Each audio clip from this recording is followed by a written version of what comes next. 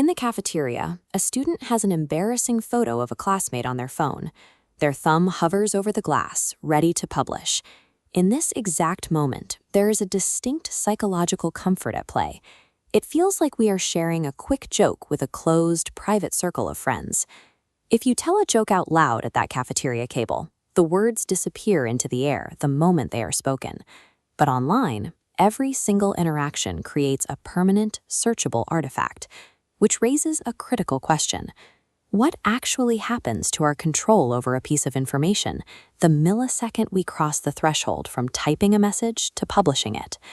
Tapping Post marks the moment you lose ownership of your data, transferring it to the digital network where it can no longer be recalled. Once the data leaves the phone, it enters a digital ecosystem engineered specifically for frictionless copying and distribution. This illustrates the network effect.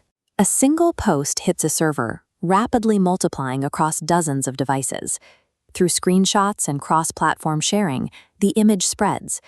Instantly, the original intent, tone, and context are stripped away. For the classmate in the photo, the real-world fallout is immediate. They experience a sudden loss of privacy and acute public humiliation as their peers consume the image out of context. The secondary blast radius ensures the post inevitably breaches the student's social circle. Within hours, the image reaches the screens of teachers, parents, and school administrators. Trying to take it back is entirely futile. Deleting the original post on the creator's phone does absolutely nothing to erase the hundreds of identical copies already archived by the network. Our digital infrastructure turns temporary impulses into permanent records that the uploader cannot modify or delete. To abruptly stop this negative timeline, we have to reclaim that exact split second before the damage was done. We need to rewind the narrative back to the cafeteria, to the exact moment that finger is hovering over the screen. The physical act of holding back is what we call the pause. It is a deliberate behavioral circuit breaker designed specifically to disrupt digital impulsivity. In this timeline diagram, we can see the psychological mechanism at work. The pause forces the human brain out of a reactive state, buying time to re-inject empathy into a system that lacks it.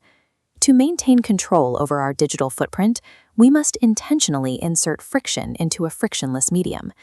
That friction acts as a mental checklist consisting of 4 essential questions. Together, they form a final gateway before publishing. First, ask, is it true? The top left filter isolates unverified claims, blocking rumors. Second, is it respectful?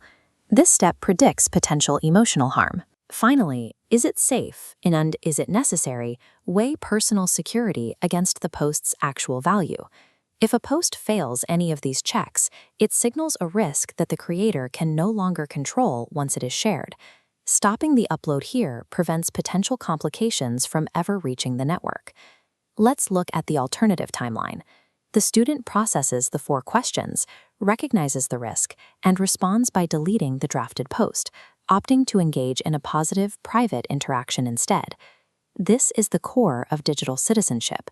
It is the realization that your online voice shapes how others perceive and react to you in person. By filtering your impulses, you protect your own future opportunities, personal reputation, and physical relationships from the fallout of a single mistake.